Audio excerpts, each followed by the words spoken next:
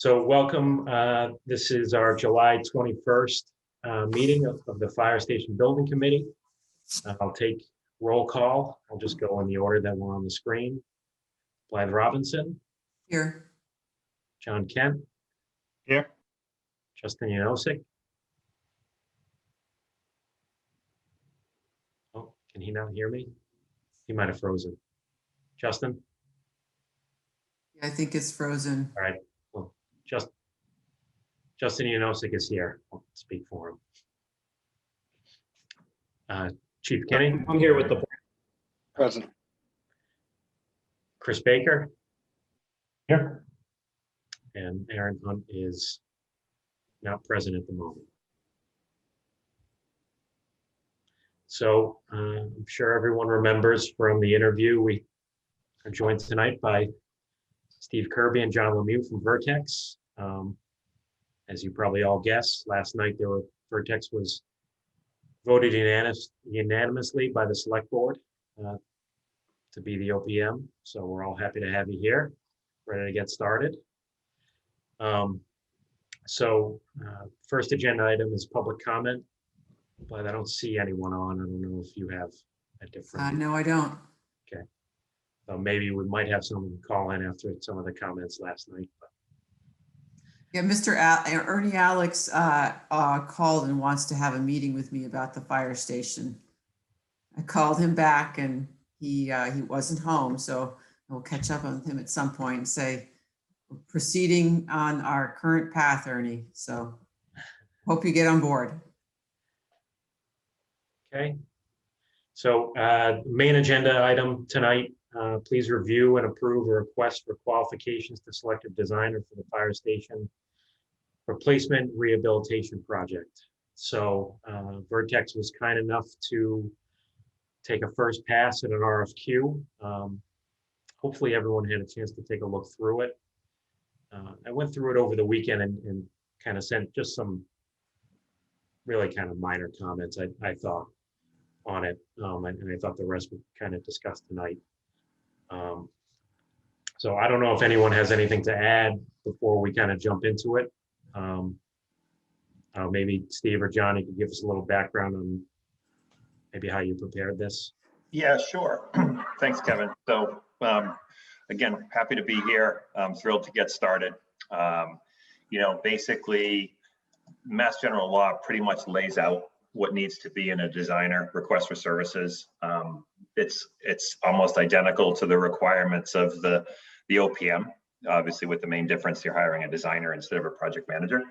A lot of the same requirements, background, the criteria you're going to use to evaluate specific deadlines, when and what, a copy of the contract that's going to be used, as well as timeline. And much of that stuff, I took a lot of the background information right from the OPM, as far as the background about Norfolk and the history of the project and then as far as the dates, I figured that's probably one of the biggest discussions for tonight. So, I took a shot at, a set of dates, assuming that we get this thing approved, or in a place close enough to be approved, so that we could put the ad in the central register tomorrow, and that would post a week from today. The deadline for the register is the Thursday before. So as long as we have that in the system by 4 o'clock tomorrow, so usually by 3, just to, we never like to cut it tight. That will give us a week to make any final tweaks.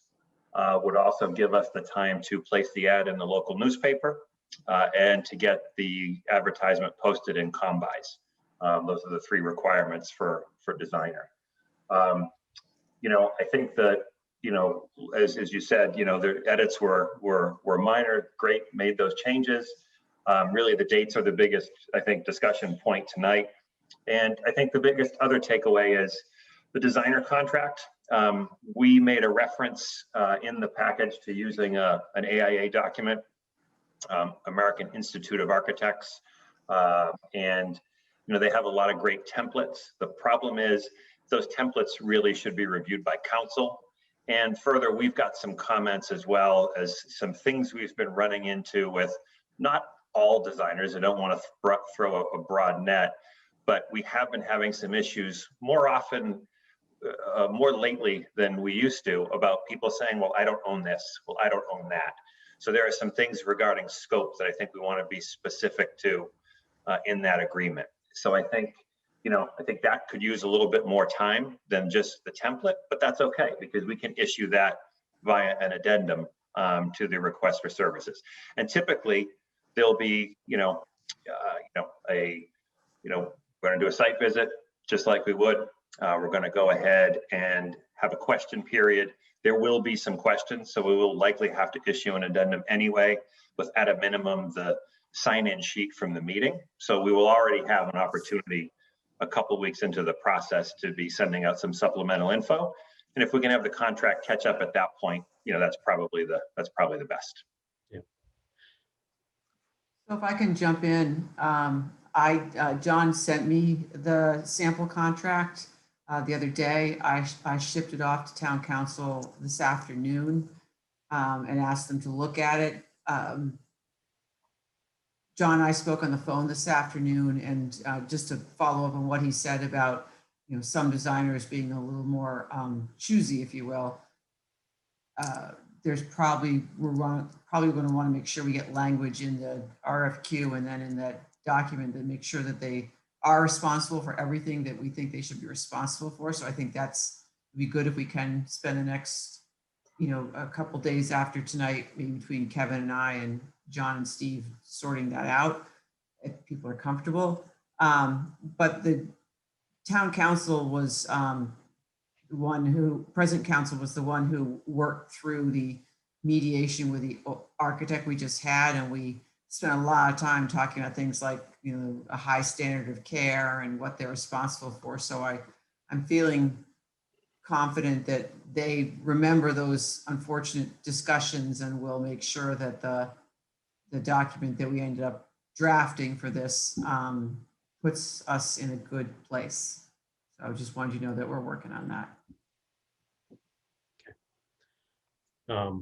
I guess I have no problem taking a look through it with a broad brush. Obviously, I'm not an attorney. I don't know if anyone else here is interested in looking through it. It's probably a pretty dry document. It's dry as toast. and no slight to anybody here who's in the trade, but it is obviously tilted very much to the designer. The benefit of the doubt goes to the designer. You want, and that's why we were suggesting, we said in the RFS, and I'm just looking at another screen, we anticipate executing an AIA contract B201, and we said 2007. We looked it up. There has been a revision. There's 2017, but we suggest adding the word modified. So even though we're not going to attach it, we're going to let them know that the one that's coming is going to be a modified version, and right. That way, council has a chance to look at it, and at least to tilt it more towards the town. I mean, the form and format of the document won't really change, but at least it's going to, benefit Norfolk maybe a little bit more than it would the designer. And frankly, council may look at it and go, hey, wait a minute, I've got this other agreement that might work better. And, we'll leave that to their discretion as well. We're just, we see a lot of AIA documents as the contract for the designer. We don't see them all the time, but it's an easy pool to go to. We have a license to the software. It makes it easy to, to set up, to edit, and that sort of thing. So, we'll do whatever council suggests on that front. Things like standard of care, indemnification, making sure that all the aspects of designing a building and all the things you need in it are in there. I'll bet Matt has got a couple of ideas based on what he lived through. Just a few, maybe, Matt? I'm actually just curious, on your AIA, do you modify the form, or do you put supplementary instructions or modifications on the sub form? Because I've found it done both ways, and I like it so it's modified, so it's one and not trying to compare. Yeah, no, it's a great question. So what we'll typically do for the designer is try to get it right all into the contract. When you're talking about using contract documents for the construction of the project, if you're using like the AIA general conditions, sometimes people there seems to have been years ago a set of general conditions that town councils have gone through that we see an awful lot. Say, and they used like the 2007 general conditions as kind of the baseline. And here are all of these edits. And I agree with you. In a perfect world, I would rather go back in and edit the document so it's all in one place, as opposed to, you read 1.16 and then you go through the spec and you got to find 1.16 and it says replace everything after the word "and" with this. And it's like, it's really hard if you're a person trying to read a contract and understand what's required between two documents. So It makes it much clearer for everybody in the yeah, so I think for the designer, absolutely get it all into the base document. Basically, the way the software works, it's a Word document. It tracks the changes, you work on it in Word, and then you upload it back up to the system, and all of those changes get made, and then it marks, in the little left-hand column, kind of the vertical bars to show where the changes were. Prints out a nice changes report at the end, which you don't have to show. Because ultimately in this process, you're showing them, this is what you have to sign. If you don't like it, don't sign it. Like, don't submit. Obviously we have to be careful to not make any contract terms that are so owner weighted that no one would want to work for you. But that's, again, we're not talking about stuff like that. We're talking more about scope and making sure that they own an entirety of scope. And obviously this is only going to be for feasibility, but you're setting up the baseline of the document to be able to be amended by change order, or by amendment later, to include a full scope of work. So you want to make sure it has all of the correct mechanisms to be able to do that. So Vlad, do does the town usually use an AIA document? I agree with John, I think, and I don't know if anybody else has an opinion on this, but I know myself as a designer, when you see an AIA document, even if it's modified, you kind of have some level of trust in it rather than a purely town produced document. Haven't done one since I arrived in Norfolk. I'm gonna assume that we have used that since we did on the police station. Maybe Matt knows. We've used a combination of both. I like the AIA. I think it's cleaner, but a lot of the town councils have their form that they like to push because they know it's been vetted. So it's more of, I think, a committee decision how you want to go. But the roof project we just did, we had Gail as the designer, and they modified the whole AIA document, and it just went so smoothly because you weren't referring back and forth. It just made exactly where you own it. You're not trying to triple check with different pages and tabs. And I highly suggest, I like the AIA because it's very clear, like you said, but certain town councils, and I don't know what we're going to be, what Murphy Hesse is going to want, but I think it's better to do the AIA personally. We've done a few jobs with Murphy Hesse, and I think most of them have been with the AIA. So Okay. Unless there's some crazy, bad memories from what just happened, from what they just resolved in the mediation, I would bet they're going to be fine with whatever we want to use. But we will ask them. As Bly said, she forwarded it over, and let's see what the initial feedback is. And over the next, next week, we'll make sure we get our edits in with their edits and come back with what, a combined document that the council's good with, and then we'll issue it as part of an addendum down the line. Yeah, and I think it's important to get that in front of the designer as soon as we can, just so that they have a chance to look through it and make sure they're comfortable with it. So. Okay. So I guess if this does, before we kind of launch into any comments that anybody has, if this does get approved tonight, Blythe, do you think there's a chance that it would go into the register? Yes, I was talking with John this afternoon, and I think between either he or Matt, you both have the ability to post on combis. We can get, it's not an onerous process to at least post that, and then make sure it's out there on the street on the date we say, which I think we put down as the 28th. Yeah, the central register takes about 5 minutes to upload for designer services. It's very simple because you're not putting in the details. You're just putting in it's coming, basically. That's right. A reference to, I love it, Matt. That's just a reference to where to get it. That way you never have to go back to combis again. You refer them to somewhere else, where to get the RFQ. And then that's just it. Then we can check the box for state procurement that we place the advertisement. Yeah, so we can get that done. Yes. Assume they're gonna be able to get it on the town website, correct?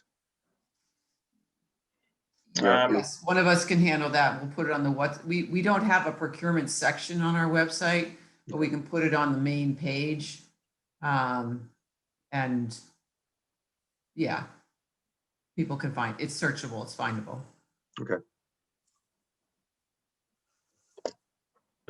So unless someone else wants to jump in first, I maybe have a couple initial comments. I guess just for my own knowledge, is there any requirement to have minimum minority business enterprise or women's business enterprise? Is that only if we're getting state funding? Only if you have state money. Okay. Correct. Okay. Fortunately, we have no state money. Maybe at some point, but not now. And so I guess if it does come later, is it something that we have to then add in to the contract? And now the onus would kind of be on the contractor to have a higher percentage? Great question. I think you can only deal with what you know at the time that you post. If something were to come up after the fact, you were to get a grant, that's a question we would ask Deb Anderson and just, see what her thoughts are on that. From a procurement standpoint, and if we would need to talk to the SDO office, we could certainly do that too. Okay. Well, like you said, we'll cross that bridge when we come to it.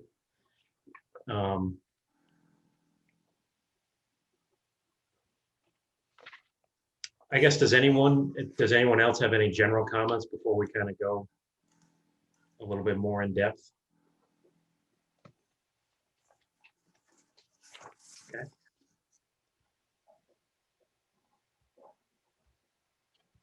And Blythe, I'm assuming you didn't hear back from Erin. I'm just checking my phone. I have not, and I don't see him trying to join, so maybe something came up. Okay. Kevin, do you want me to share the screen and Yeah. run through this? That way, if there's any tweaks or changes, I'll just make them right on the document. Sure. All right. So I guess, did anyone have a chance to review the either the initial document or the edited Word document that Blythe sent out today? Okay. So I think the first few pages, I just wanted to add some comment about that we're only awarding feasibility, which it looked like you did. Yep. I guess the next one I had was just how many copies of the proposal we want. And I guess I assumed we'd do it similar to the OPM, where we'd have one electronic copy and one hard copy for the file. It's up, that's a question that's up to you guys. Requirement wise, there were some procurements through COVID that were entirely electronic. That hard copy is really, if somebody really wants it and we need to make photocopies. I mean, ultimately, the way I see this is they come in, we come get them for you. We'll put them on a site, we'll just come grab the thumb drives. You can keep the hard copies at town hall. And, that afternoon or by the next morning, we'll have them all somewhere for you to go, and I can send an invite to everybody so you can start looking through them. I mean, unless somebody likes the tactile looking through the paper, listen, as somebody who puts together a lot of these things, I love it when I see one copy. It's great. It's easier from a production standpoint, but it is totally up to you about what you guys like. Do you want to do it on a screen, or do you want to print it out yourself at home? It's up to you. Right now, I think I went back through and changed it to 1 and 1. Right. I can change it to whatever you want. I guess I thought the way we did it with the OPM worked fine. I prefer looking at it electronically rather than having a bunch of hard copies. Matt, do you want to chime in. Question about, so you're gonna have them all mailed into the town hall, town administrator, attention town administrator. Do you want, like, we've been using in the town, Project Dog to electronically do this, and it's a relatively short money expenditure, and so it's very organized, and you have a history, and it saves you guys from driving around and picking up stuff, and it makes it so. Well, I have that as a note here because Blythe and I talked a little bit about that yesterday too. And we're fine either way. If you did Project Dog for us, for the OPM, and it was successful, pay, again, you're going to net out to about the same thing. Either so pay them or pay us, pay them. It's easy. It's just as easy. Then we get it from there as well. Yeah, I just find it to be very clean that way, but this isn't my project, but I find that to be clean, and there's a nice history, and if somebody needs to see it, they can be shared, and it tabulates everything really quick. So, and it's about $500. That's what we paid for you, or for the OPM one. So it's Yep. I don't know what billable hours it would take, but it puts it in place pretty quick.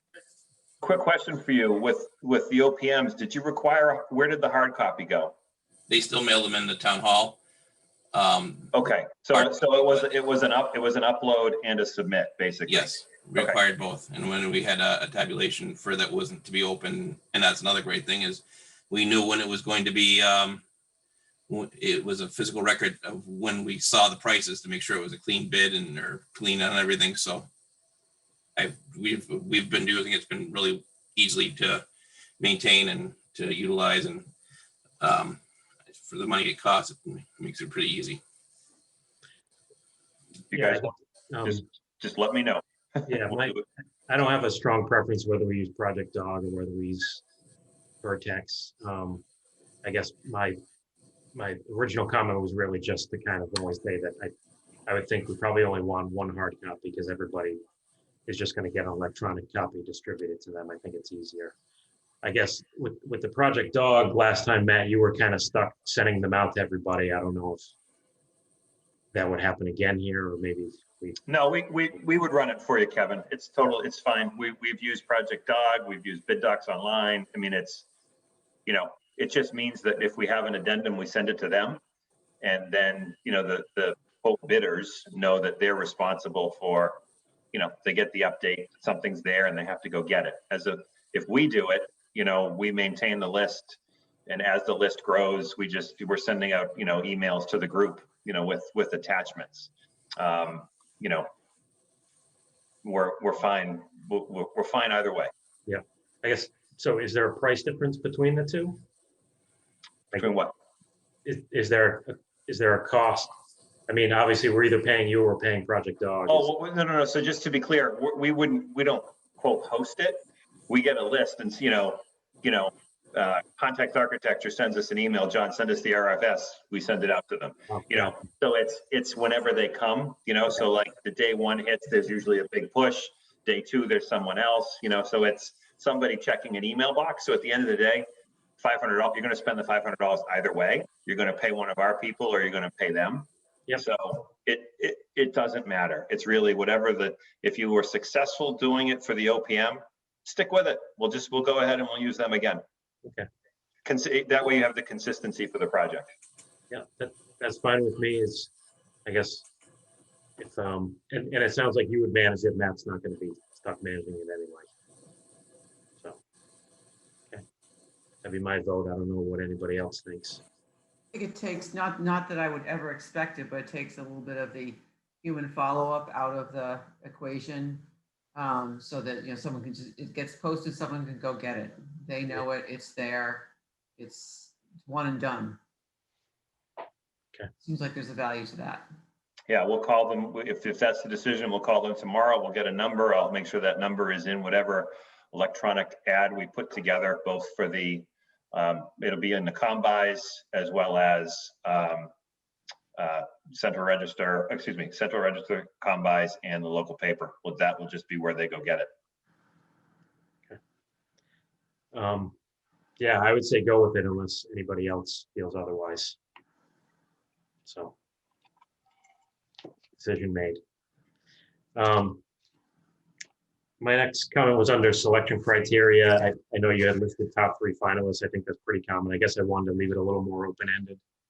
We ended up with 4 on the OPM side. So I just I think I suggested changing it to minimum of 3 in case we want.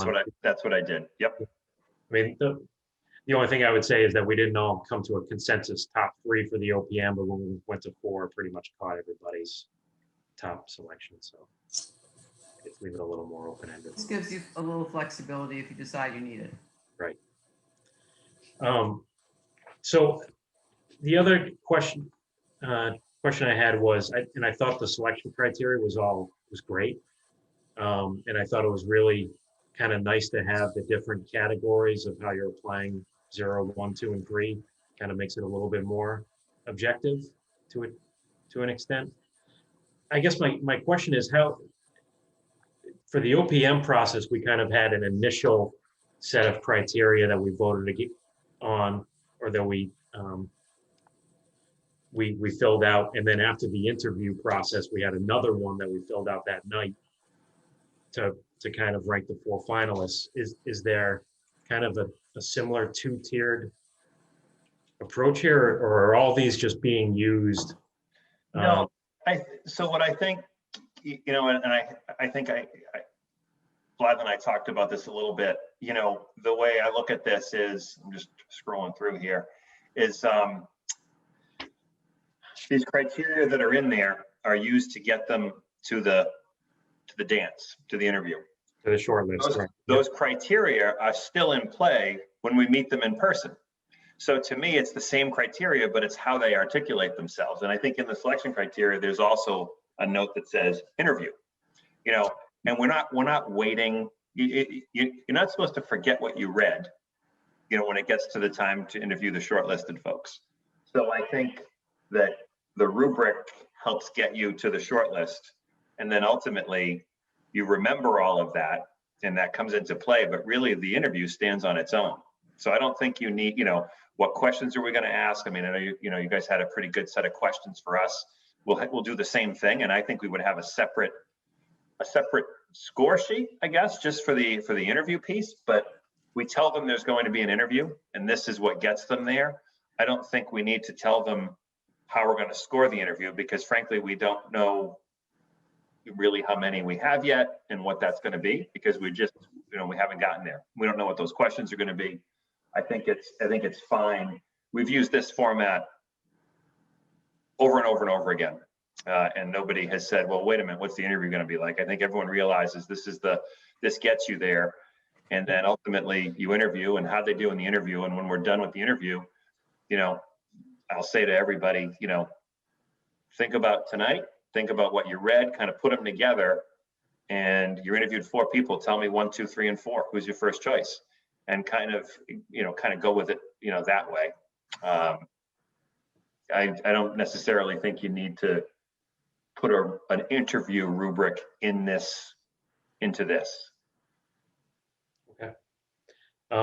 Yeah, I mean, that was my first, when we did it on the OPM side, that was my first exposure to doing something like that. So but I don't know if that's something on other town committees in your past experience, if that's something that you've typically always done, is have 2 charts, so it's a little more. Either way is fine, whatever the community is comfortable with.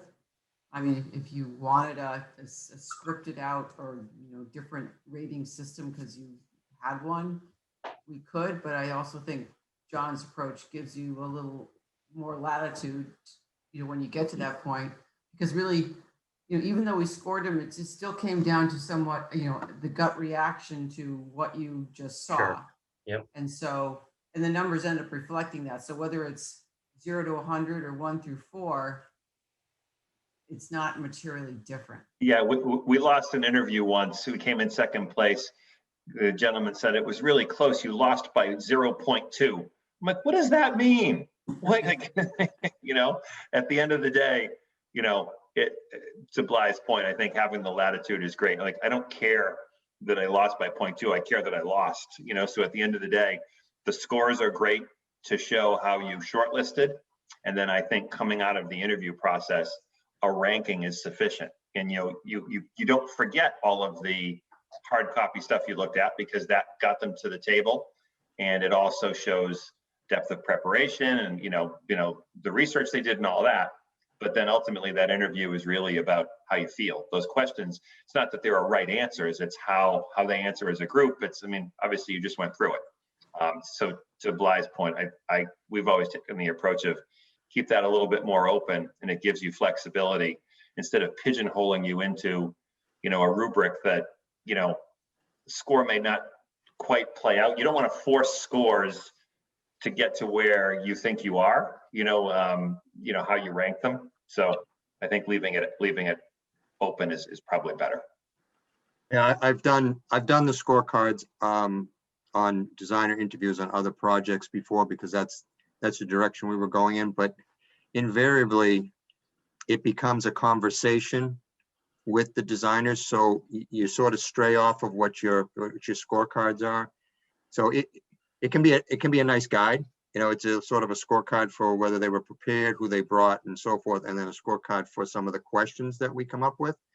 But a lot of times it sort of goes off track, and you end up with what John was saying is, you know, that feeling, you know, how did you really rank them? What was the impression that you received as far as their preparation and their answers and so forth? And but at least it's something that you get some kind of a guide that you can sort of go by.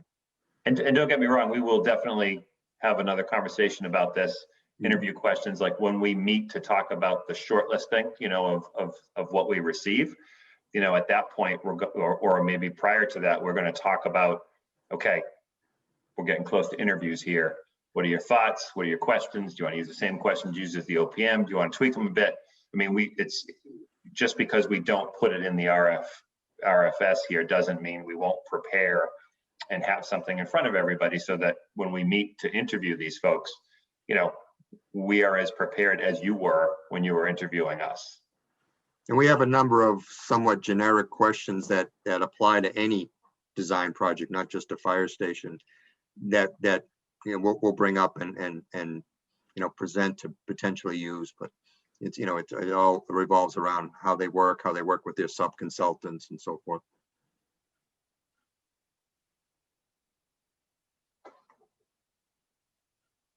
Well, I think the next part I wanted to talk about was the dates. I don't know if anyone else has anything before. Yeah, just before we move on to that, I had a question on the experience section of the evaluation criteria, number 2 there. So I guess it would be F2. I think from my standpoint, the having number 3, highly advantageous, is having 15 years of design experience in fire stations.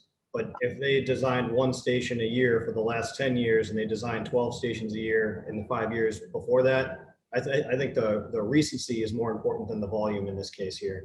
So I just don't know if there's a way to adjust anything in that, or if we find that folks who typically apply to these only design fire stations. I agree with that. I think things are so dynamic in our field, you know, and the trends in the industry and things update, you know. So if they don't have a lot of experience in the last, say, 5 to 10 years, there's a lot that's changed in that time frame, and the requirements in the building and things of that nature are very, very different. So we can,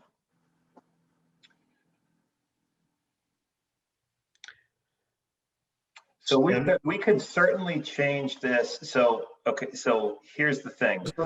Balance So my thought on this is, so, okay, so I completely agree with what you're saying, Chief. You know, the duration of this doesn't necessarily speak to how current the knowledge base is. So what I would say is, this is something we could either do one of 2 things. We could add a experience, you know, we could add a recent experience rubric to this as well. You know, something that maybe says, you know, a similar 0 through 3, you know, have completed a project in the last year, in the, you know, or 2 or more projects in the last year have, you know, that would be now a 3, have completed 1 or more, or 3, 2, 1, you know, kind of 3 or more, 2 or more, 1 or more, to kind of have a separate grade of how many recently they've done, and maybe not complete or worked on. Basically, one of the things we're going to be requiring here, just like you did for us, is requiring the designer selection board application. And that application is very standard, and it will show all of the projects they've completed in the last 10 years, I believe, as well as current and ongoing projects. So you're going to be able to, we're going to be able to go through and say, you know, Context Architecture is, and I keep using them because we have them on a number of projects, is currently working on 6 public safety buildings, all have fire, 3 standalone fire stations. Like, we'll be able to tell you that. So I think adding a rubric here, you know, let's call it 2A for the sake of this discussion right now. We could change number 2, you know, long-term experience and short-term, you know, we can have a separate one, short-term experience.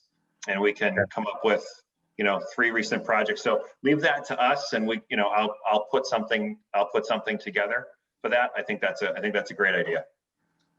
Yeah, and maybe, I don't know, if we're gonna say 3 fire station projects in the past year, there probably isn't, maybe there are firms that have done that, but I don't know if there were that many fire station, maybe we expand it to public safety projects. You don't want to make it so restrictive that you can only get 1 or 2, and those are the 1 or 2 you might not want. I agree. I would say fire station or public safety. But I would be careful. Excuse me. I don't want to say you need the fire piece, because to Chief's point, you know, police is different than fire. You know what I mean? So it's public safety. Public safety would have both, and fire. So what I would say is, you know, something along the lines of have worked on or currently working on, you know, 3 projects in the past year, 2 projects, 1 project, no projects in the past year. So it gets us a 3, 2, 1, and 0, you know, just like the rest of the rubrics. And maybe that's a good way to, and again, if they don't have it, it's not going to throw them out, you know? I mean, let's face it, some of these firms, especially in these times when with COVID, you know, we just did a one for another town, and 20-something firms pulled the package. There were firms submitting architects I've never heard of before in the public safety realm. Doesn't mean they didn't do it, but what happens is the firms that are good at it keep getting work.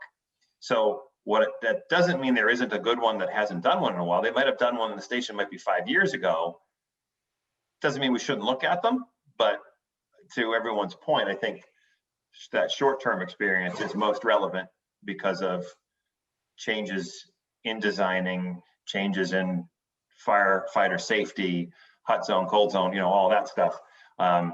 There are different things that are, you know, being done now than were being done maybe then. So I say I'll put in a separate section, short-term experience, and we'll do that with, you know, 3 or more current or recently completed public safety or fire, 2 or more, you know, 1 or more, or 0.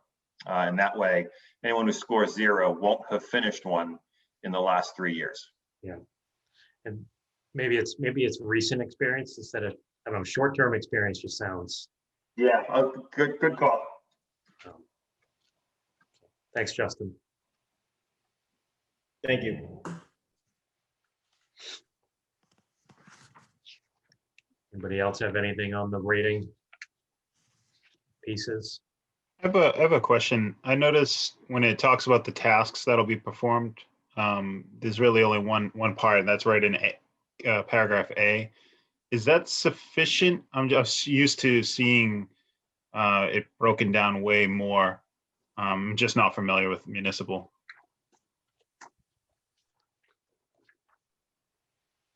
Oh, Joe, is that what we were talking about this afternoon when you had, you were telling me you were looking at adding details about every aspect of a station that will end up being the designer's responsibility, from not just design and structural and MEP, but also IT and furniture, and I forget the list. I don't have it in front of me. Correct, and that's frankly something that we'll get in into the sample contract, the scope section.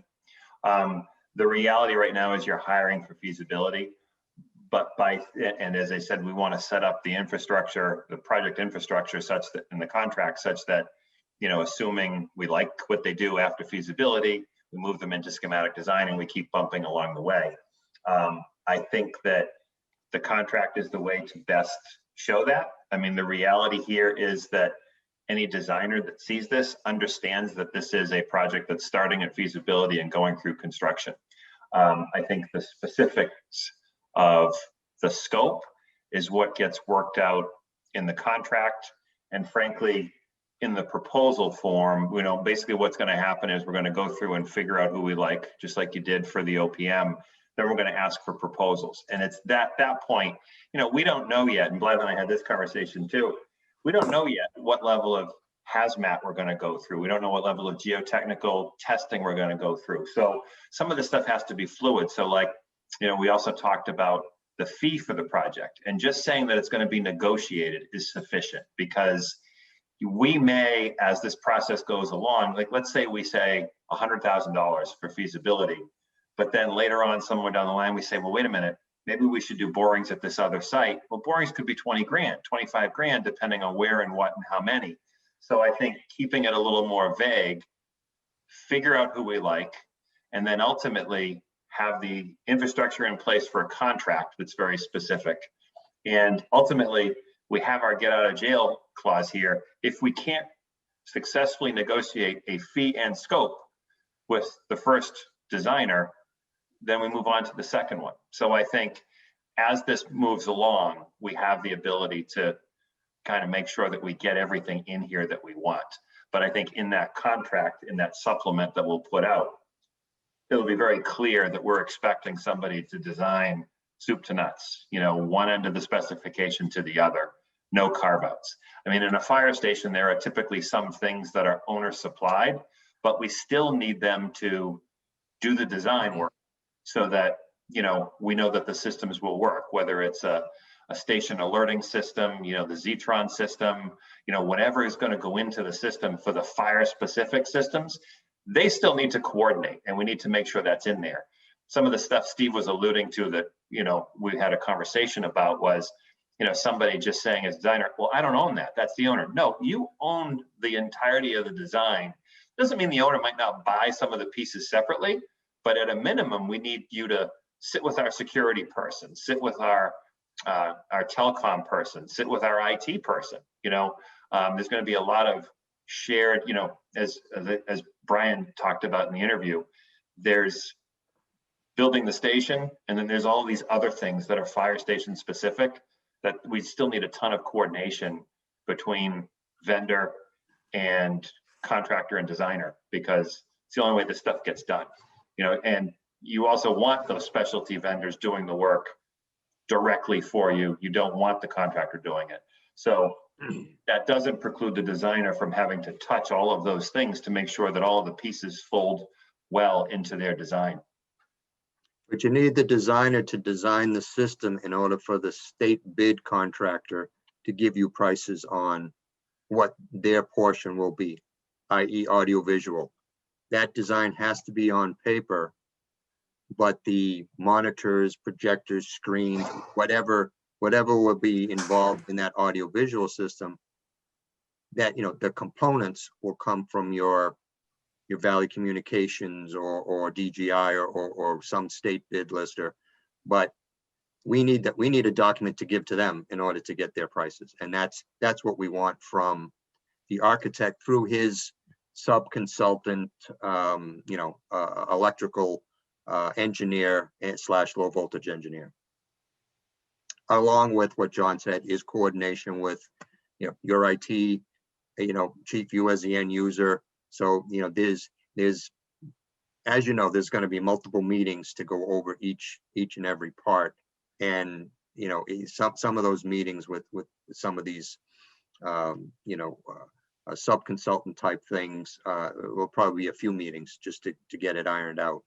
And also to understand, John, the scope is, you don't really know the scope yet because you haven't done feasibility yet. I mean, we know where we're going. We're going to a fire station eventually, but the contract, again, will constantly be updated and amended.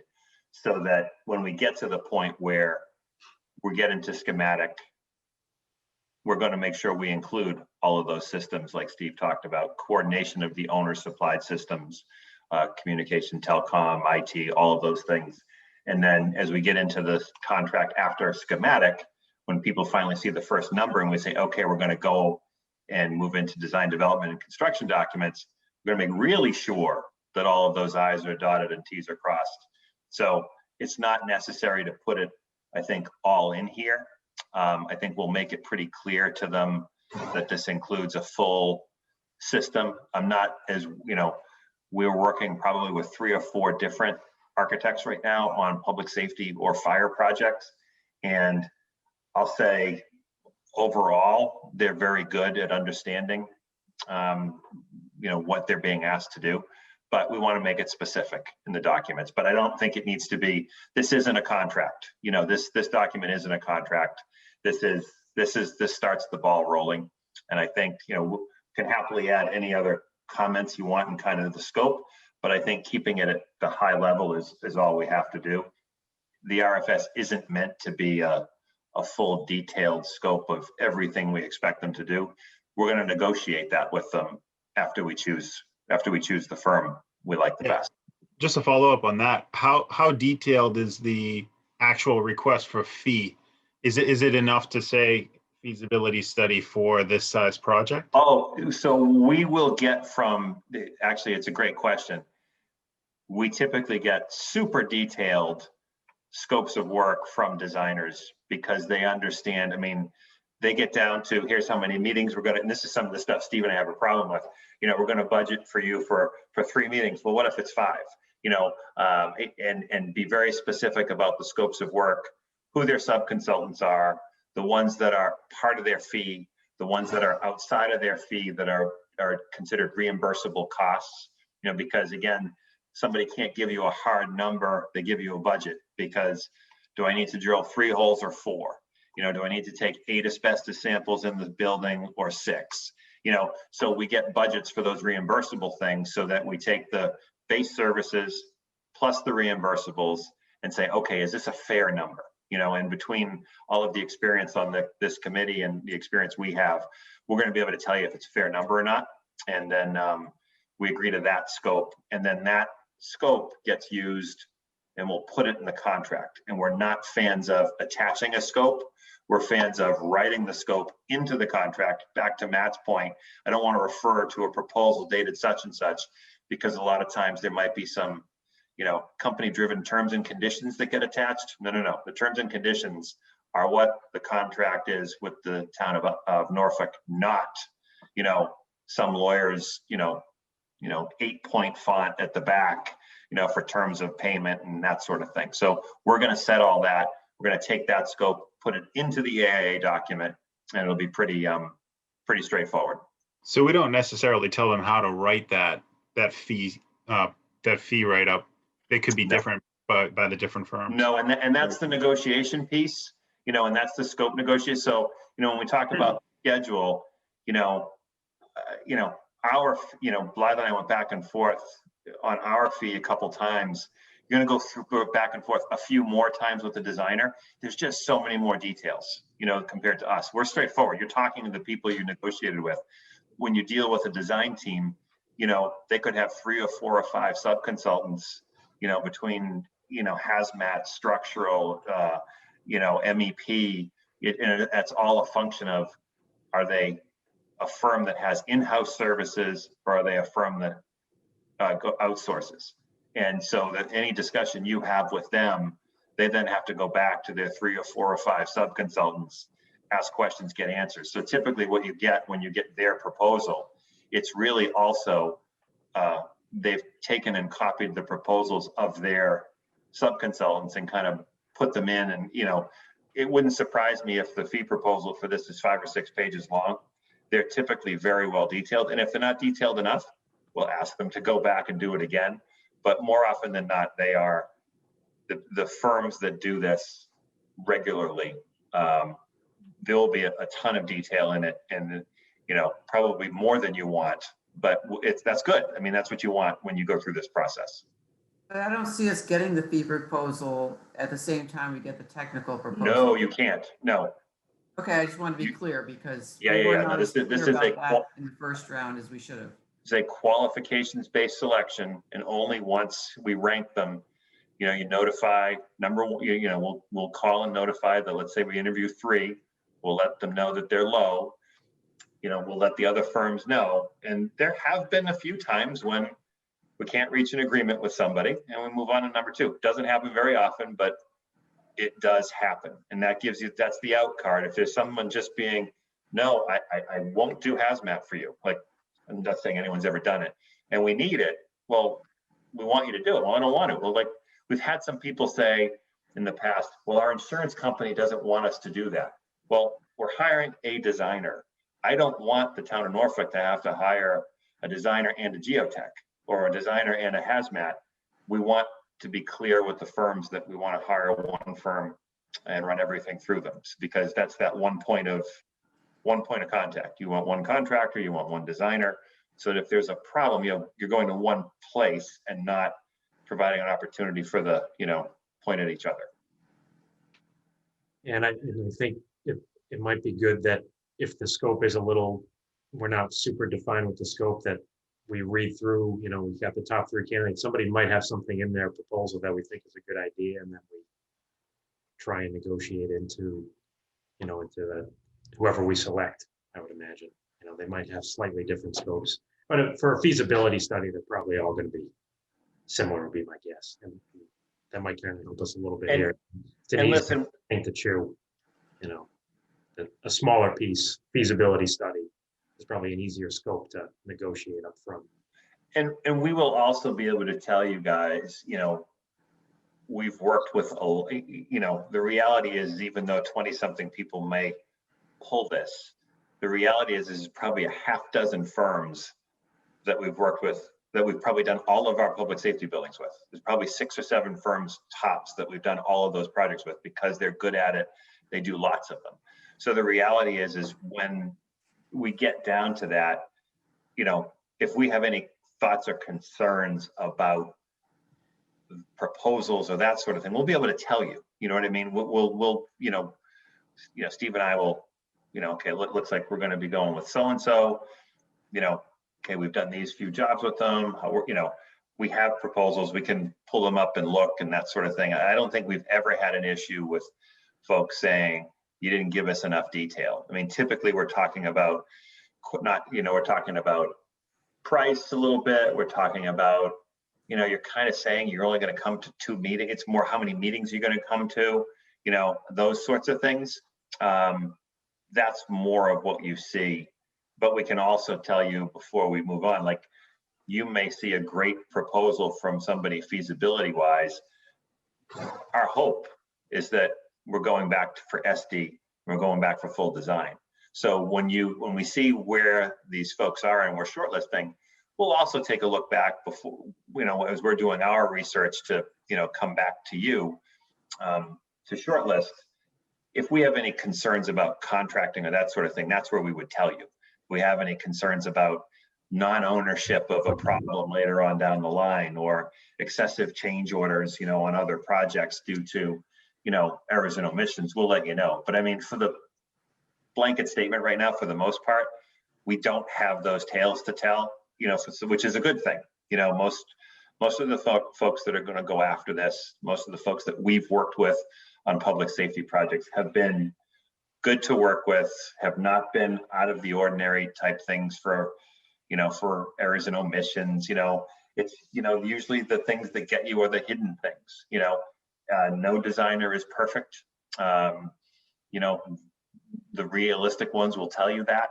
And the goal is to try to catch as many of those coordination issues, through our review, through their ultimate additional reviews on the front end, just to, try to minimize those impacts to for cost later. Excellent. Thank you very much. It's good insight on it.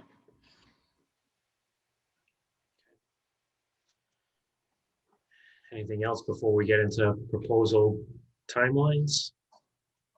Want to talk about the sentence, Kevin, about any connection to anybody on the committee, since we've got a excellent committee of people who do some of this stuff now and again in their regular life? Sure.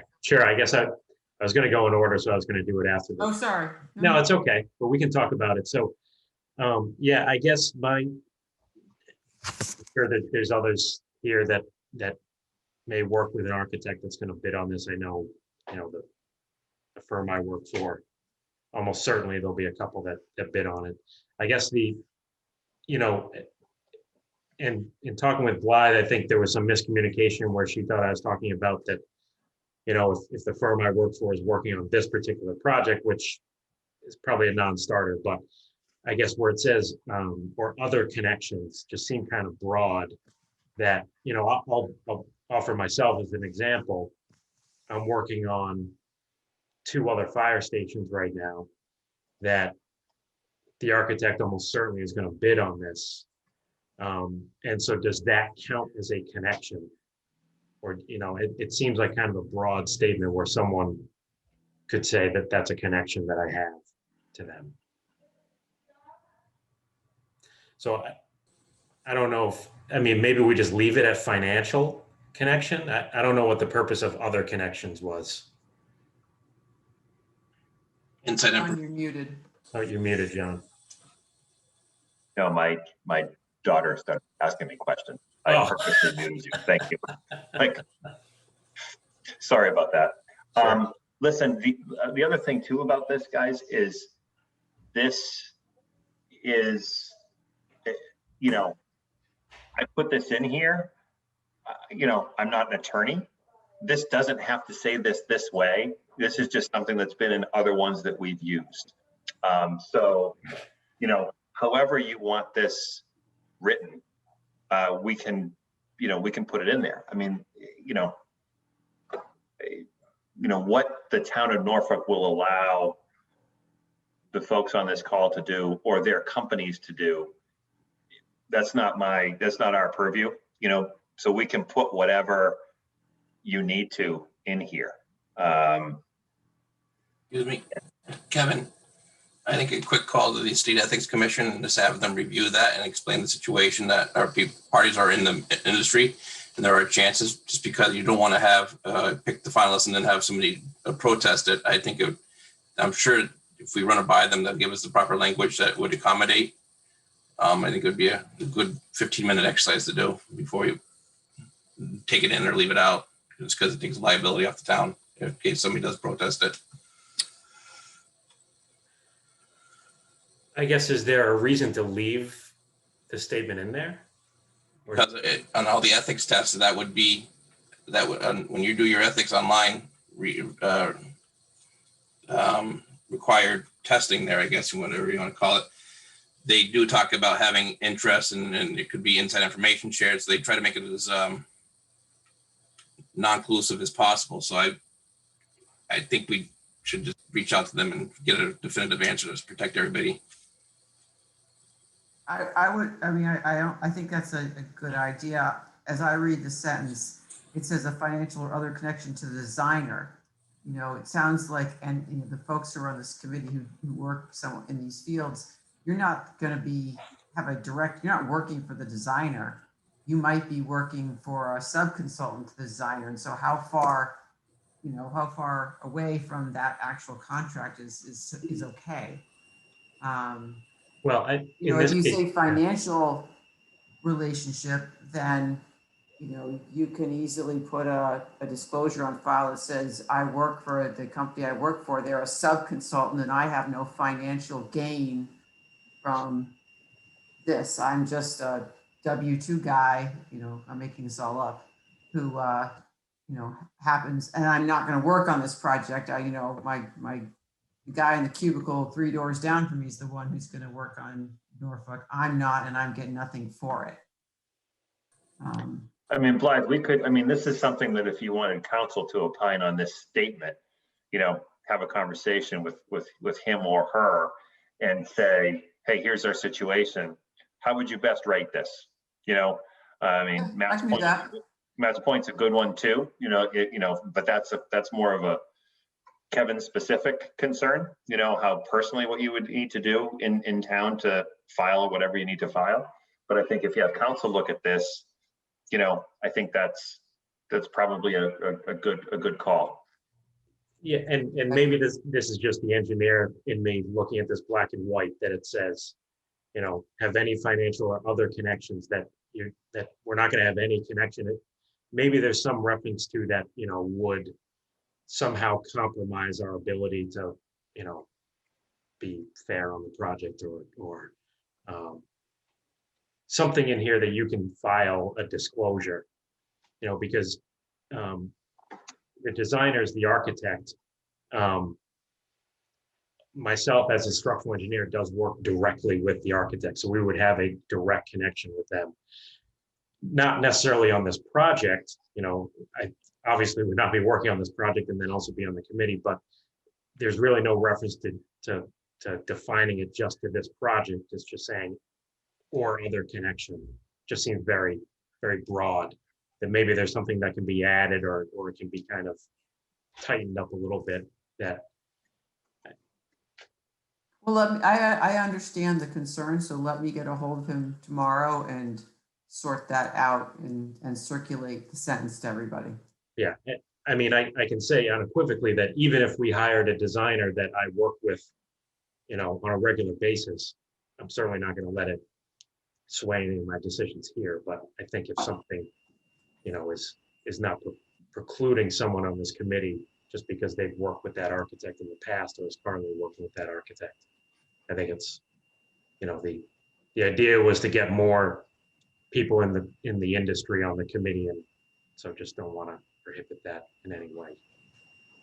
Yeah, and to that point, you know, to go as far as to even say, if one of the architects is, you know, currently working with my company right now, you know, do I have to recluse myself because my company is working with them currently on a project? Yeah. You know, it wouldn't be out of the realm of possibility. We're working with many all the time.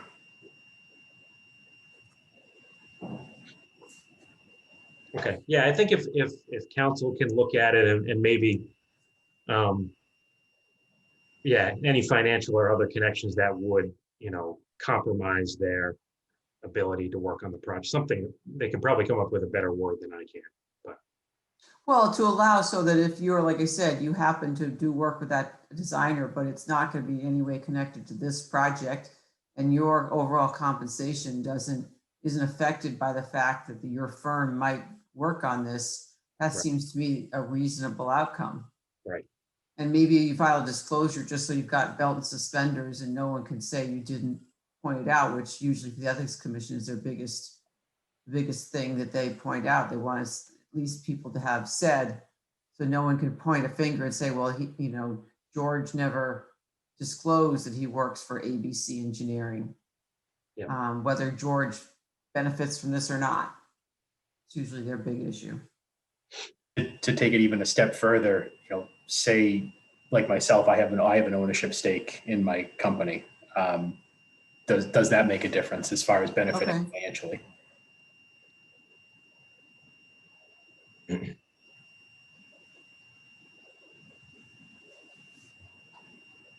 okay, I'm sending it to him right now as soon as I finish typing the email that goes with it. good. Kevin, you want me to put the chart with the dates up? Sure, yeah, I think that'd be good. And I think, Blythe, you had the dates, the select board meeting date, right? They meet the first and third Tuesday of the month. So in September, it's the 7th and the 21st. So my thought was we back into, you know, ideally a select board, you know, approval on September 21st and see if the dates work to get to that. Yeah, I think that the 7th, I think, would probably be too. Oh, God, yeah. But so if their meeting is on the 21st, that means the recommendation needs to go with it to them on the 20th, correct? Or maybe even the 17th. Ideally, it's the Thursday before, but worst case, I had just told them you'll get it on Monday. That's fine. So I mean, if we pencil in the Friday, that's 9/17. Yeah, yeah. So if we work back just to keep them even weeks. So recommendation to the board of select board is 9/17. And I guess how long for a negotiation? It sounds like this might be a little longer than the OPM one. I don't know, it's 2 weeks, a typical negotiation period. Could we do it So faster than I that? think, so I think if you, yeah, I mean, listen, it can be whatever it has to be. You know, we can work on that. I don't want to build us back and then find out, like, I think we're going to, like, if you took 2 weeks away from the 17th, you know, you're at 9/3. Yeah, that means interviews have to be. We're getting squeezed already with the time that's left. So let's leave the 9/17 here for a second. I think start top down and see what you think about this. And really the question is what we do with the evaluation and interviews, because really all the dates above that are kind of set, you know, from a, you know, we basically showed we basically are doing this with the 2-week statutory kind of limit or minimum here. So if we advertise this thing next week on the 28th, have a site meeting, request questions, have them due on August 11th, the question becomes, we have a month, okay? In that month, everybody has to review, we have to interview, we have to negotiate. So really that's a function of what we receive and how fast this group can work. Now, that being said, this schedule is meant to give people a general idea of the process. We do not have to worry specifically beyond the dates required by statute, meaning the date we post and the date it's due, that minimum being satisfied. Everything else is up for grabs. We don't have to solve this tonight because obviously the timeline changes if we get 4 responses or if we get 14. So I think, you know, kind of this section in here of, you know, let me add one more here. 1 second.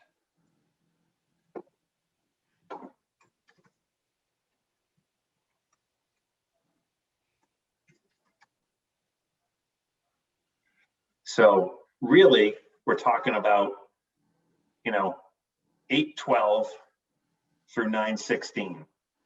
You know, we can put date ranges in here and tweak it to whatever. It's good, given it's the summertime, to let folks know a ballpark of when we're going to interview, just because, you know, people vacations, everything else.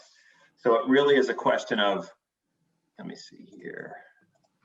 Bear with me for a second. I'm going to call up a calendar.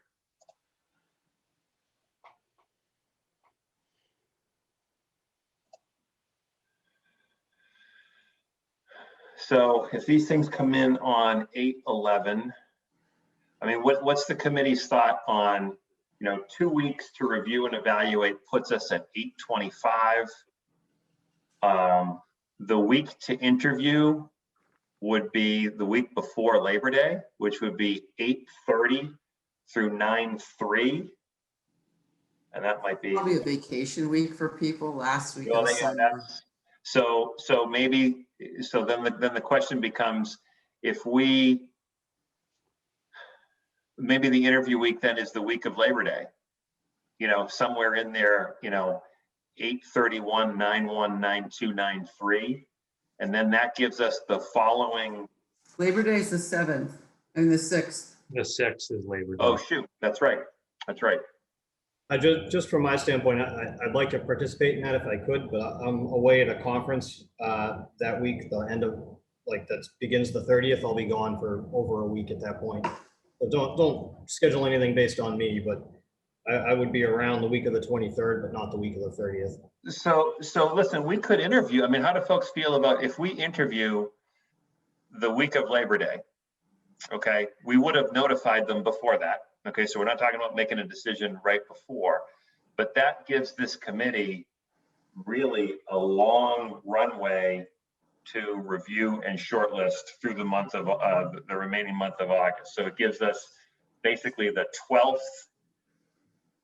through Friday the 3rd, which is 1, 2, 3 full weeks and a day. So what we would need to do is, I suggest, get these things in, give yourselves 2 weeks to look at them.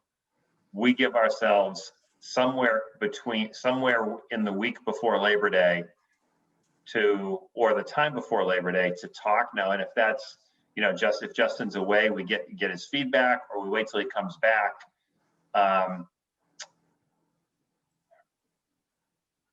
That's going to be, so we either need, so if Justin, you're going to be away, we need to make our decision of who we're going to shortlist the week of the 23rd through the 27th.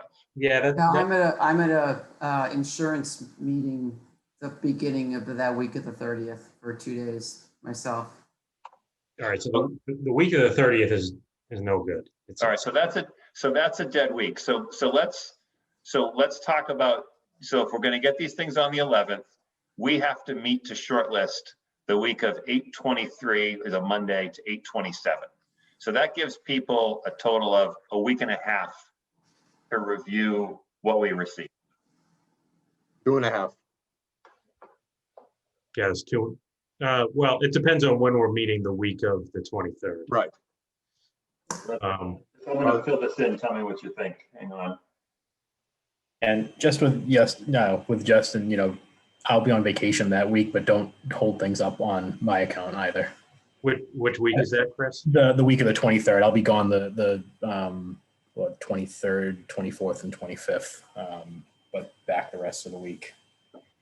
I think it's tough in the summer in general to find a week that around. So I'm not going to worry about it. Could we do the same process we did for the OPM, where we just submit our scores? I was going to say, at least if we had everybody's scores. Yeah. Yeah, absolutely. We could shortlist at that point. I'll have time available to do that, even if I'm not available to be present for a meeting. Same here. I mean, so maybe this is me being soft to designers, but what if we gave them until the 13th to submit? I don't know, two weeks to put together a proposal, I guess, seems kind of quick to me, but. And we can go to the Absolutely. October 5th select board meeting for a decision and give ourselves a little more time. Yeah. So really what that does, if we do that, Kevin, which is fine, it's 2 days, but it just takes the time away from the committee review and evaluation.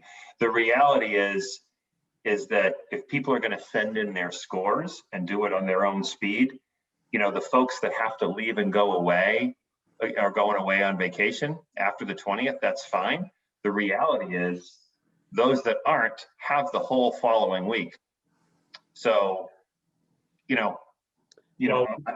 basically I'm leaving out the week that's a non-starter for people, but the reality is committee reviews and evaluates proposals, all the way through. Wouldn't that be the 27th, John? But we would have to meet that week, correct, live to shortlist? Yeah. Well, yeah, it's all part of But it. as long as you have quorum, if people are away and they've submitted their scores, Or would we be allowed to do that meeting via Zoom? Yep. Oh, sure. Yeah, do a hybrid. That's true. Justin's only away for work, so he can call. I mean, hybrid is only fine if you can only do it in room 124 town hall. It's harder to do it if that room's already booked. That makes it a little challenging. Yeah. Are we leaving time in there for reference checks as well? Yeah, we will do those. Well, we did the reference checks after we shortlisted, didn't we? Yeah. I mean, I think that's fine. I think you can do that too. I think once we shortlist, I think we would jump right in on that. We're going to do a combination of probably, an online survey and some phone calls. I mean, obviously, if the folks we shortlist, you know, we've worked with them all or are working with them all. Obviously that process gets a lot easier. But yeah, I mean, I would suggest you shortlist first, because if you don't want to reference check 15 firms if 15 Right. firms respond to this. Yeah, agree. So if we made this due on the 13th, that means, and then we get the proposals, we'd have basically until whenever we met that week we'd have to maybe get everybody's scores by the 24th and then meet on the 25th or 26th to shortlist. And then we notify the shortlist. They have until, and then we're interviewing them the week of Labor Day.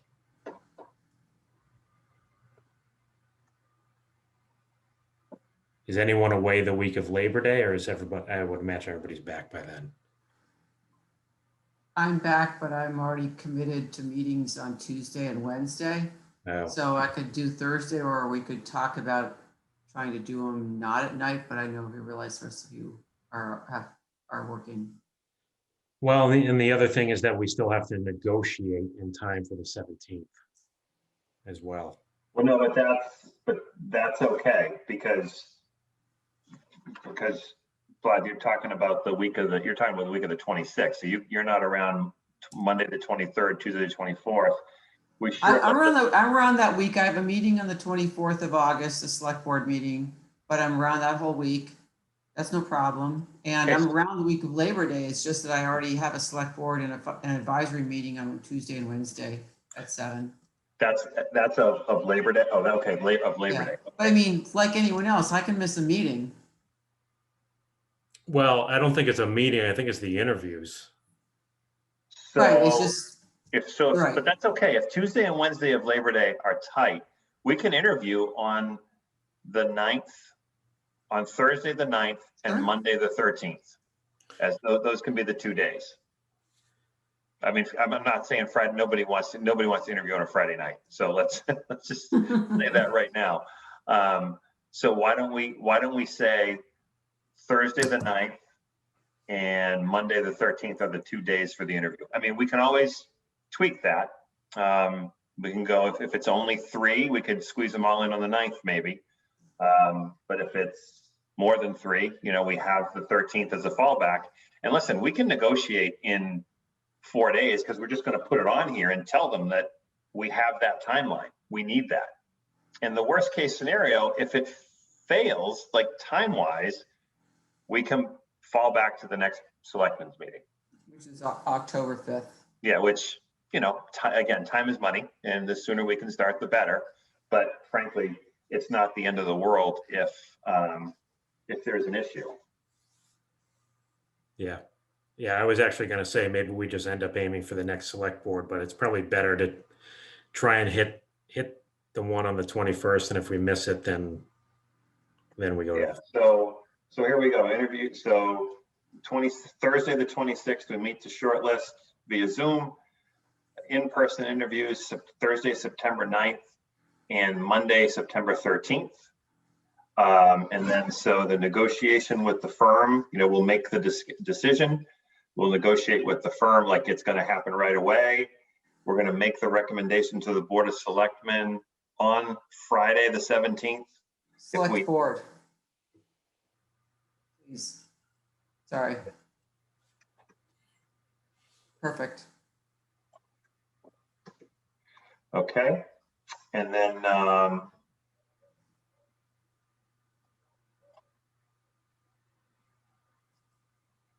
actually, we don't need this. This is just.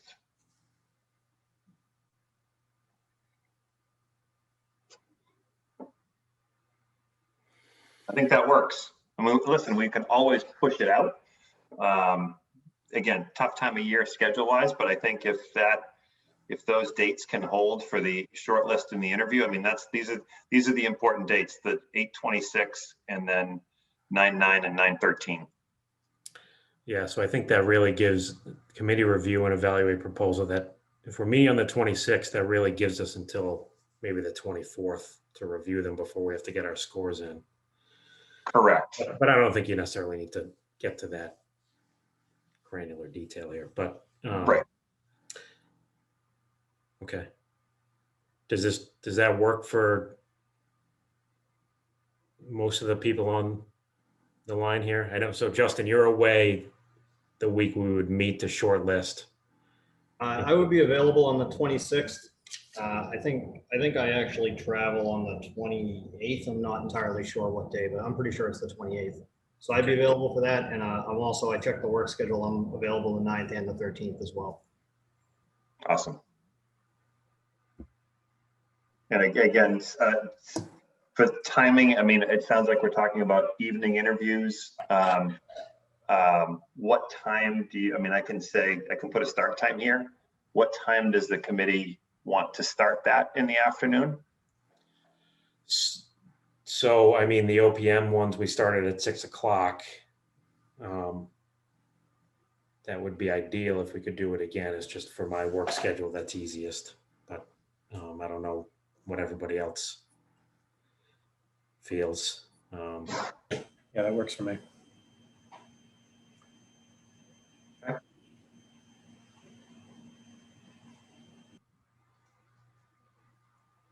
All right. I think this works. Okay, let's see.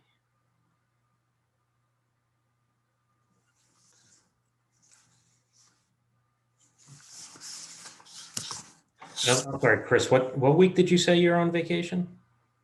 That's the 30th? No, it's the week of I think Monday's the 23rd. I'll actually be here for August 26th. Oh, okay. That works out well. Oh, good. Okay.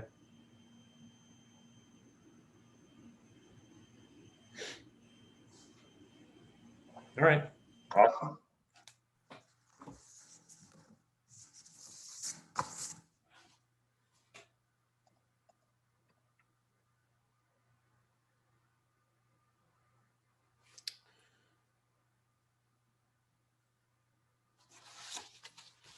I think I didn't have any other questions on the RFQ. I don't know if anyone else did. Oh, Matt. One thing I noticed is that it doesn't matter to me, but I just picked up on this, is on the OPM, you guys required to have a mandatory site visit. On this, you're not requiring mandatory site visit. Say the word and I can add the word. I think it should be mandatory. Okay. I mean, they don't have to I'm send not- the actual, designer they could send somebody from the firm. Might be the custodian, but. They need someone to Right. sign it on the sheet, right? If you make it mandatory, that's a yes. How does everybody else feel about that? No, who's serious? Yeah. Well, and I agree with think, that. I think this- yeah, I think particularly for a project like this, you want to see that if it was a new building, obviously not, there's nothing to go see. But for this, I think I Yeah. want to walk around and see what you're It'll up also show you who's truly interested in. Right. It might also scare away a few if they're looking at it and trying to, informational. And in all honesty, I think that's more, nothing against the OPM, but I think having the designer review the actual conditions is paramount, more so than having the OPM there, because it's a different scope. They're not designing it. So I think it would be beneficial to the town to have it. Yeah, what's also great is having that mandatory. You will see, the designer's interview is obviously different than ours, and what gets covered, thoughts on process. It's good for them to see the palette, because you might be surprised. You may see some really good ideas that come out of just the interview presentations, for this. And we can talk more later about, what we ask them to present, because ultimately, they give us their resume, we review the resume, we review their references, that got them there. Come and talk to us about how you see attacking the study for this site. What did you think about the studies that have been done, the stuff that's done, that sort of stuff. And that you can really you can glean a lot from preparedness, from just the thought that goes in. What you got to be careful of is if they say something you don't like, though, can't hold that against them, because sometimes people prepare and they go down a road and you're like, whoa, what were you thinking? But it really is just, it's great information to pull out of them. Someone may come to this interview and go, we can renovate, we can save this thing. And maybe none of you want to save this thing. We want to knock it all down and do all new. But that's, at least they've put the thought into, a path and a why kind of thing. And that's okay.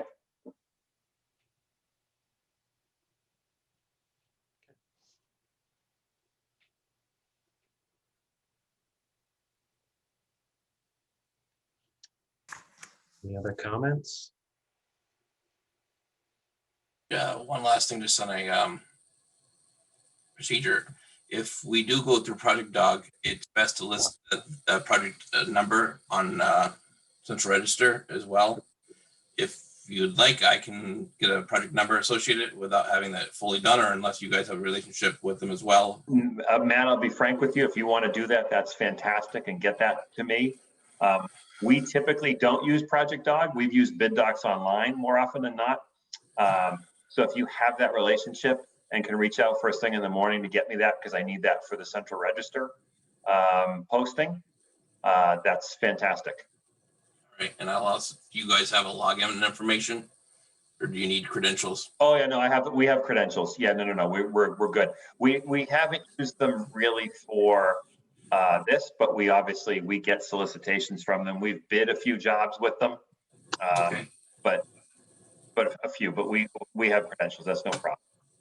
Okay, I'll get a job number so they can be listed. Great, thank you. And John, you'll take care of the combis and the Central Register? Just So clear who's I doing what. will take care of the Central Register. I will write the ad for you to post in the local paper, but I assume somebody at Town Hall has the connection to post the ad in the local paper. Typical legal notice type thing. It's up to you. You can do it, or we can do it. You tell me who the paper is, and I'll just get in touch with the classified section. Doesn't matter. And then combis, we aren't allowed to have credentials. If somebody wants me to post it, give me your credentials, and I have no problem doing it. But we're not a vendor, and we're not a city, a municipality. We don't have credentials. So if Matt, if you had no time to do it and you wanted to give me your login, I'd be happy to do it. But if you have it, that's, I'll share what I'll do tomorrow is, once I post it in the Central Register, I will PDF the confirmation, and I'll send that to you, Matt, to use for the posting of the combis ad. And that will have the Project Dog info in it. We'll have the due date, so we'll have all that info in there. And I'll use that same information, Blythe, to write the ad for the newspaper. You just tell me if you want me to handle it with the local paper, or if somebody at Town Hall, who usually posts your legal notices, wants to do it. I think either Nancy or Matt can do the ad to the Sun Chronicle. Matt, can you do combis? I can think about it, yes. I take that as yes. So I'll send Matt once we post tomorrow, I'll send Matt the Central Register confirmation, as well as a Word document that basically will take all that same information and put it into, what will be a legal ad. And then you guys can add whatever, boilerplate stuff you usually do for, Town of Norfolk and all of that. But it'll have the guts of what's required by by statute for the advertisement. It'll have that in there. And we need the newspaper ad to go in on the 28th. Best if it can go in the same date. Yeah. The earlier you can get that to me in the morning, the better. I can have Nancy take care of it. Okay. I'll do both of those things first thing. There's no, I'll do it.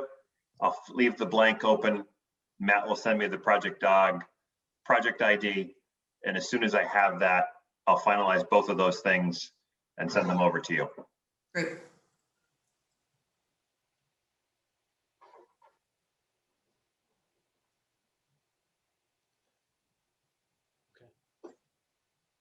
Any other comments on the RFQ? Okay. So then, can I get a motion to approve the RFQ pending the edits that we talked about today? I think that John already made in the. Board So doc. moved. Can I get a second? Second. All I'm those, sorry, was that Chris or was that Well- Justin? so Justin seconded. Okay, I was sorry, I was writing, I wasn't looking. That's okay. All those in favor, say aye. Aye. Aye. All right. Any nays? All right, the motion passes. So last agenda item of the night, please consider approval of the minutes. Chris, I'm assuming you went through them. Request a motion then for the minutes. All right. Request a motion to approve minutes from previous meeting. Sorry, I don't remember the date. June 14th and June 16th, 2021, regular meetings. So moved. Get a second? Second. All in favor? Aye. Aye.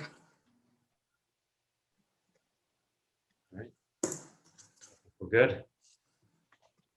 So our next meeting, just to look at the calendar one Yep. more time, would usually be, if it's a second, oh, it's not the calendar.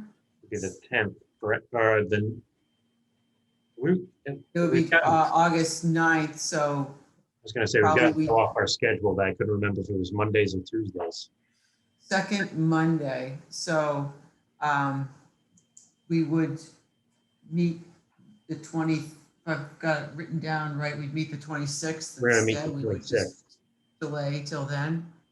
Yeah, I mean, unless, anyone feels otherwise, I don't think there's gonna be much to discuss on the 9th. We'll be in the midst of getting responses, so I think we can probably skip that and just go to the 26th. And then we'll have. Okay, I just wanted to make sure, well, I had you all together. Yep, and then we'll have the interview. The interviews will be the next meeting after that, I would imagine. Yep.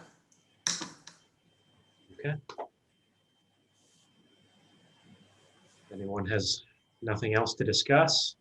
I'll ask for a motion to adjourn the meeting. Anyone? Nobody wants to stick around? I can't do it. Sorry, Kevin. I'm the clerk. Nope. Chief, motion. Okay, can I get Chris made the motion. Can I get a second? I'll second it. Okay. All those Okay. in favor, say aye. Aye. Aye, right. The meeting is ended. Thank you, Steve and John, for joining us. Everybody. Hey, guys, looking forward to Have a it. good Thanks night. a lot. Look forward to it. Thank you. I'll be in touch with you guys tomorrow. All right. Okay, sounds good. Yep. Thank you. Bye. Thank you. Bye. Night, everybody.